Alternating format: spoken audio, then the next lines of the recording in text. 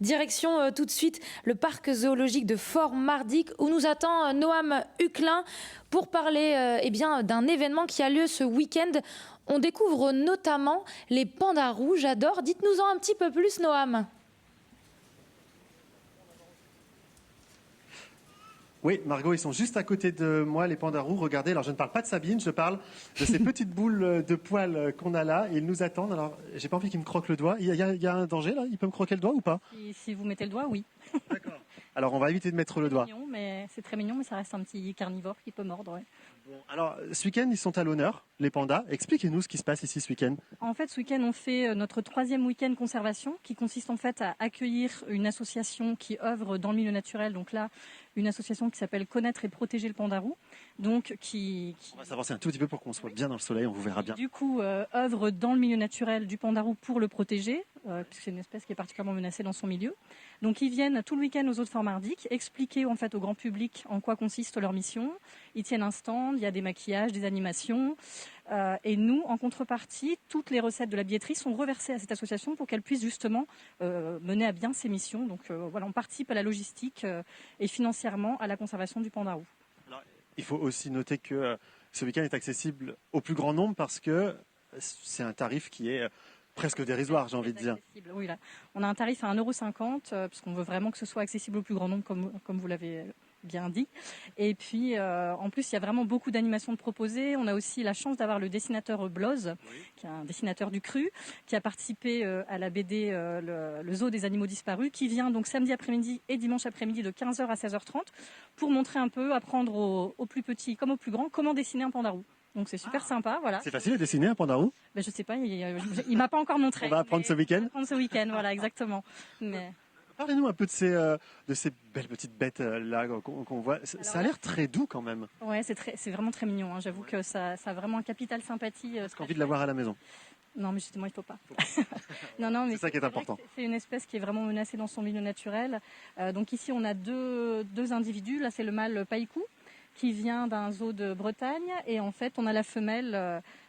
Qui est venue d'un zoo des pays de l'Est, voilà, et qui sont en fait, c'est un programme d'élevage européen, parce qu'on participe, quand je vous parlais du week-end conservation, c'est de la conservation ce qu'on appelle in situ, c'est-à-dire qu'on participe dans le milieu naturel, là, en donnant des fonds, mais dans les parcs zoologiques, on participe aussi à ce qu'on appelle la conservation ex situ, en participant à des programmes d'élevage, de reproduction, pour maintenir un pool génétique sain.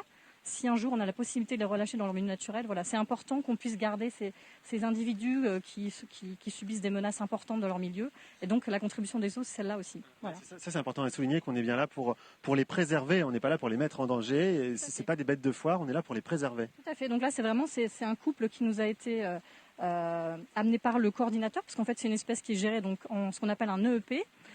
Et donc vous avez un coordinateur qui a répertorié l'ensemble des individus présents en captivité, qui définit du coup leurs origines génétiques, justement pour faire de la reproduction saine et avoir un pool génétique vraiment qui soit viable en captivité. Alors encore une fois, avec l'objectif à terme final et idyllique, c'est de pouvoir les relâcher dans le milieu naturel, mais à condition de trouver un espace où ils seraient vraiment plus menacés, quoi, ce qui est plus difficile. Voilà. Merci pour cet éclairage, Sabine. Alors on va les laisser faire leur petite vie, les pandas, mais on a plein de surprises pour vous, Margot. On va aller voir tout à l'heure, vous allez voir des petits singes très sympas et des ratons laveurs également.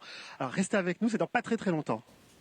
Merci beaucoup Noam, merci beaucoup Sabine. Donc Noam, on vous retrouvera tout à l'heure et tout au long de cette émission. Ce sera notre focus du jour, hein, je le rappelle. Noam, notre homme de terrain qui sillonne notre beau territoire des Hauts-de-France et qui nous fait découvrir notamment les acteurs qui le font vivre. Dans l'actualité également, un week-end de conservation au parc zoologique de Fort-Mardic. C'est le focus du jour de notre homme de terrain, Noam Huclin, qu'on s'en va tout de suite retrouver dans les coulisses du zoo. On est avec quels animaux cette fois, Noam ? Eh bien, Margot, regardez, nous sommes avec des restes d'animaux. Alors, c'est pas ça qu'on va vous présenter aujourd'hui. Ce sont ces petits ratons laveurs qui sont en train de littéralement te grimper dessus, Dylan. Littéralement. Pourquoi là, c'est le moment de manger? Ils attendent ça avec impatience? Forcément, ils sont à fond dessus. Les protéines, ça se bat un petit peu, non? Il peut y avoir quelques petites tensions parce que du coup, donc, on a un groupe de 7 ratons. On a 3 anciens ratons et 4 jeunes qui sont arrivés récemment, il y a à peu près 2 semaines, qui viennent d'un autre parc. On les a accueillis, ils viennent de Sainte-Croix. Et donc la mixité s'est très très bien passée. La seule chose, c'est qu'il y a quelques petites tensions sur les nourrissages. Juste des petits grognements, rien de très méchant. Il leur faut un petit temps d'adaptation, c'est ça. Il faut qu'ils apprennent à se connaître finalement. C'est comme les humains. Exactement, c'est exactement ça. Il faut forcément, quand on met un individu dans leur territoire, il faut forcément qu'ils se découvrent, qu'ils apprennent à se découvrir, qu'ils voient un petit peu comment ça se passe ensemble, parce qu'ils étaient habitués à rester 4-3. Donc là, c'est vrai qu'on leur intègre 4 autres individus. Donc il faut qu'il y ait... Ça se bat pour la cuisse de poulet là. Oh là là, mon Dieu. Mais qu'est-ce qui se passe, vous deux? Et on va se calmer un petit peu, hein? Non mais ça a besoin de quoi? C'est des morsures, mais c'est rien de méchant, il n'y a rien d'agressif, c'est vraiment juste représentatif. Ils mordent pas réellement l'autre individu. Ça a besoin de quoi pour être bien, un raton laveur? Parce qu'on voit il y a une petite cascade, il y a un petit bassin. Après, donc, il leur faut un enclos, donc avec l'espace qu'il leur faut, bien sûr. Quelques abris, des cabanes en hauteur, des cabanes même par terre, des choses comme ça, de façon à pouvoir se réfugier si jamais il y a le moindre problème ou quoi que ce soit. Ça dort pareil dans les arbres, même dans les cabanes qu'on leur a construites. Donc il leur faut l'espace qui est nécessaire. On voit il y a une petite cascade, c'est pour représenter un petit peu le milieu naturel, parce qu'ils peuvent aller un petit peu dans l'eau, sauf quand le niveau de l'eau est trop haut, mais quand c'est un peu plus bas, quand on descend le niveau de l'eau, ils vont chercher dans la vase des nutriments, des choses comme ça. Donc il y a vraiment plusieurs choses qu'on essaye de représenter venant de leur milieu, en tout cas. Alors, ce sont des animaux, pardon, des animaux nocturnes. Et pourtant, là, on est en plein jour et ils sont là. Pourquoi? C'est ça. Parce qu'après, donc, ils sont en captivité. Même si c'est un animal nocturne, effectivement, il bougera plus la nuit. Mais ils sont habitués au repas, enfin, entre guillemets, à la nourriture. Donc, du coup, ils savent que dans la journée, on leur donne leur ration. Donc, au moment des repas, au moment des rations, ils sont un petit peu plus actifs. Ils viennent chercher la nourriture. Surtout que là, ils sont en train, du coup, de prendre sur eux de la nourriture, parce qu'ils emmagasinent pour l'hiver, justement. Donc, ils font leurs réserves pour, justement, passer l'hiver. Enfin, pour tenir sur l'hiver. Ouais, ça n'hiberne pas, mais ça dort un peu plus longtemps. Exactement, c'est ça. Ça sera moins actif l'hiver qu'en période d'été, printemps ou automne. Mais ça va bouger quand même, mais ça va dormir quand même la plupart du temps, ouais. D'accord. Okay. Bon bah très bien. Alors moi j'aimerais du coup Margot beaucoup être un raton laveur pour dormir un peu plus l'hiver également. Ils ont la belle vie là-dessus. C'est vrai qu'ils sont pas à plaindre. En plus de ça, ils ont des bonnes rations, donc c'est plutôt pas mal. Bon, merci beaucoup Dylan de nous avoir permis de les découvrir au plus proche et n'oubliez pas donc ce week-end de conservation ici au parc zoologique de Fort-Mardic. Vous pouvez y venir samedi et dimanche, 1,50 € l'entrée. On va encore en parler juste après puisque dans quelques instants nous serons avec des primates, chère Margot.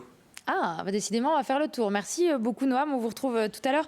On fera notamment le point aussi avec vous, avec le zoo, sur la façon dont ils ont géré la crise sanitaire. On fait attention, on a bien compris le message, les gestes barrières, le masque. On continue d'en parler de cette crise sanitaire, notamment avec Noam, notre homme de terrain qui se trouve toujours au parc zoologique de Fort-Mardic. Alors, comment elle s'est passée cette crise sanitaire? Comment ils ont été touchés de leur côté, économiquement parlant, le zoo? C'est assez simple, Margot. Pendant toute la durée du confinement, ce zoo était fermé, ce parc zoologique, était fermé, mais l'équipe du parc zoologique, a quand même voulu continuer à garder le lien et a mis en place plein de petites vidéos sur les réseaux sociaux. Ça s'appelait l'envers du décor et ça a énormément marché puisque dès que le parc a pu rouvrir ses portes, eh bien les visiteurs étaient là, très nombreux. Et là, on a des visiteurs avec nous, plutôt des locataires qui sont là et qui sont hyper actifs et qui eux ont toujours été là. Oui, ils sont toujours là. Donc voilà, on a 3 espèces de primates. Donc on a des sakis à face blanche, on a des tamarins de Goldie et on a 3 tamarins lion doré. Donc ce sont Anona, ouais. La maman, donc elle a eu son petit bébé donc il y a 3 mois. Il a 3 mois aujourd'hui, petit bonhomme là. Donc Manao qui est là-bas. On a Martin, un saki qui a à peu près 3 ans. On a Inti, un autre saki à l'intérieur qui a environ 10 ans. Et on a les 3 tamarins lion dorés. Donc Cusco, le papa, qui a environ 10 ans aussi. Et les jumeaux, les frères jumeaux qui ont environ 2 ans. Et alors, si on garde le masque, c'est parce qu'ils sont plus sensibles, justement? Alors, ils sont plus sensibles justement à tout ce qui est maladie et notamment le Covid. Donc on fait toujours très attention. Donc en général, on va porter des gants et puis effectivement, on a le masque en permanence avec eux. Quand il y a des naissances, alors je ne sais plus où il est parti, c'est un petit événement dans le parc. Oui, alors surtout parce que surtout sur les tamarins de Goldie en fait, parce que c'est une espèce qui fait partie des programmes d'élevage européens. Donc c'est des espèces qui sont importantes à faire reproduire. On doit les maintenir en captivité pour éventuellement par la suite pouvoir les réintroduire dans la nature. Les tamarins de Goldie sont pas très représentés en général dans les parcs, donc c'est une espèce assez sympa que nous on a découverte l'année dernière du coup. Et effectivement, ça a marché pour la première fois. On a eu un bébé, donc avec donc la maman qui a 6 ans. C'est sa première fois et ça s'est très très bien passé. Donc on est assez content. Et là maintenant, bébé est devenu très très autonome. Donc maman le laisse très bien faire. Elle est très en confiance. Et en définitive, tout le groupe s'en occupe. Donc c'est-à-dire que la nuit, le bébé va dormir avec Inti le Saki, va dormir sur lui. Et la journée, il va passer pas mal de temps avec les tamarins mûrs dorés. Là, il est avec eux. Ils sont là-bas. Et ça se passe très très bien. Eh bien, merci beaucoup Hélène. Et nous, on a eu la chance d'être avec ces primates et on sera dans quelques instants dans la ferme qui se trouve à l'entrée ou à la sortie de ce parc zoologique, je ne sais plus, mais on se donne rendez-vous dans quelques instants. Merci beaucoup Noam, ne vous perdez pas dans les allées du zoo, on vous retrouve tout à l'heure. Ils sont également au cœur du focus du jour de Noam, notre homme de terrain. Il se trouve toujours au parc zoologique de Fort-Mardic. Noam, ça va? Vous ne vous êtes pas perdu? Vous avez trouvé votre chemin? Non, ça va, mais on a dû courir, Margot, pour arriver jusqu'ici. Et regardez ce que j'ai à côté de moi. Bonjour. Non, je crois qu'elle n'a pas envie, mais il y a 30 secondes, elle me parlait, je vous assure, Margot. Non, je crois qu'elle n'a pas envie de me parler. Hein. C'est Méli Mélo, il s'appelle. Méli Mélo? Eh oui, c'est la première naissance du parc cette année. Ah, d'accord. Et regarde, ça y est, elle me parle, Margot, écoutez. Non, toujours pas. Bon, là, c'est incroyable, je m'en vais, elle parle. C'est ça. C'est ton flux, Noam. Ouais. On est donc dans la ferme. C'est ça. C'est ça. C'est quoi l'idée de cette petite ferme dans le parc zoologique? On a voulu mettre en place cette ferme justement parce que c'est le seul endroit où nos visiteurs peuvent rentrer. Donc c'est vrai que là, on réouvre aux visiteurs parce qu'avec le Covid, on fermait ces zones de contact. Maintenant qu'on met le pass sanitaire en place, on a décidé de réouvrir. Bon, à part cet enclos parce qu'ils n'ont plus l'habitude d'avoir nos visiteurs. Donc on a laissé l'autre ferme, l'autre grande partie ouverte au public. D'accord. Alors, attendez, j'en profite. Hein. Je vous coupe, Sébastien, mais ils sont là. Non, toujours pas. Non, toujours pas. Bon. C'est bien tenté, tu vois. Ouais, c'est bien tenté. Hein. On reparle un peu de cet événement de ce week-end parce que c'est aussi l'objectif là, c'est le week-end de conservation. L'idée, c'est vraiment d'ouvrir les portes de ce parc et de faire venir le plus grand nombre. Oui, c'est ça, exactement. En plus, c'est pour la cause du pandarou. C'est vrai que on a un beau couple, comme on a vu tout à l'heure dans le premier reportage avec Sabine. C'est vrai que ça va être un gros événement. En plus, on va mettre les moyens pour accueillir le public dans les bonnes conditions, à un tarif aussi dérisable. On met 1,50 € pour tout le monde et on sait que cet argent va être versé à cette association, le CPPR. Alors, pour donner des infos très pratico-pratiques, samedi, dimanche, de quelle heure à quelle heure, on fait comment? Donc le parc est ouvert sans réservation. Bien sûr, le pass sanitaire est obligatoire. Donc c'est de 10h à 18h. En fermant, les caisses ferment à 17h15.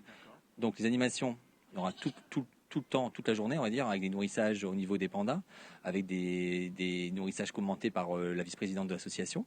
En plus, il y aura le BLOST, comme tout à l'heure Sabine a dit, qui va faire dessiner le pandarou. Et en plus, les animateurs pédagogiques du parc vont proposer un petit atelier de cocotte sur le thème du pandarou. D'accord. Bon, ça c'est formidable. Donc on note, hein, c'est ce week-end. Là pour l'heure, il est passé 18h. Le parc est fermé et tous les animaux vont rentrer. Ça se passe comment? Donc maintenant les soigneurs vont par secteur rentrer les animaux du parc parce qu'il faut bien savoir que pratiquement tous les animaux sont rentrés le soir pour la sécurité aussi des animaux et de nous bien sûr. D'accord, très bien. Donc ils ont leur petit repas et après ils rentrent jusque demain. Les soigneurs jusque demain. Ouverture parce que nous, même si le parc ouvre à 10h, les soigneurs sont sur le quai à 8h. Il y a tout un rituel. Les animaux sont programmés, mais ils ont leur horloge interne comme nous et ils savent ce qui va arriver. Oui, non, mais c'est ça. Ils savent. Là, ils savent que, en plus, ils ont vu le soigneur qui doit être pas loin de nous là. Ah Davy est là-bas, voilà. Donc il va bientôt les rentrer. Là, de toute façon, là, je pense qu'il peut commencer à les rentrer parce qu'il est l'heure. De toute façon, il attend de toute façon là. Donc là, Davy peut commencer à rentrer les chèvres. Ouais, avec Nathalie, parce que Nathalie doit être pas loin. Bah, d'ailleurs, voilà. Nathalie est là, les chèvres sont là. Et c'est dingue comme tout le monde s'en va. Ça y est, c'est un peu comme si la sonnerie de l'école avait sonné. Et hop. Ils vont rentrer dans le poulailler. Et voilà, après, c'est notre étape. Ils vont après s'occuper des plus grands, comme ils sont en train de brouter hors public. Et ils vont rentrer jusque demain matin. Eh bien, merci beaucoup, Sébastien. Et donc, on en profite pour terminer sur ces belles images de poules. Voilà, tout simplement. Margot, ça vous plaît, hein, je le sais. Merci Noam, merci à tous les deux.